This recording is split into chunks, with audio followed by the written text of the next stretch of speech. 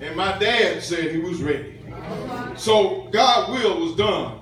You know, I thank God, this man, I tell you, he and my dad were like, they were thick as thieves. I tell you, I was up to Sister Ann's the other night, and every time I drink some Kool-Aid, I think about him. You know, I love Kool-Aid. But every day, he picked the right time, supper time. He'd come down to the house, and the first thing he asked my mama for was that pitcher of Kool-Aid. And I mean, it'd be a fresh pitcher, and I said, now, Lord, we ain't gonna have no Kool-Aid. Big Sam was in the house. My sister and I said, oh, Lord, there go the Kool-Aid. And then when he drink up all the Kool-Aid, what you got in there on that stove? You know, I tell you, I got so many fond memories of it. My dad used to tell me stories about his strength. They worked together at the telephone company. They said at the time, he would go and, those telephone poles, he would get one. And he said he'd pick the whole pole up, and he kind of help him head it up, and he'd pick the whole thing up and sit it in the hole.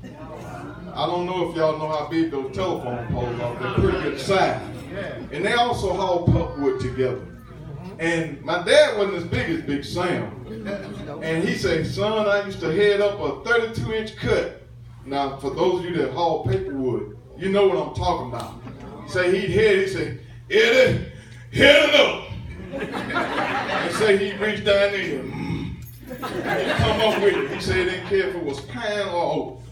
But I think about him when he came back home, he'd always come down, he'd sit and talk. He'd come in the yard, he'd sit and talk. He couldn't get around, he'd get on his four-wheeler and he'd come down and talk. And he always would encourage me to keep doing what I was doing for my family, my sons. And a lot of times, the mistakes that our elders have made, they can help us. If we just, as the old people say, listen. If we just listen and pay attention. I just thank God for this family. He was there for me and my dad. When, we lost our dad, he was there. And, we talked. And, he was a great man to me. And he always encouraged me. And family, I'm going to leave this with you.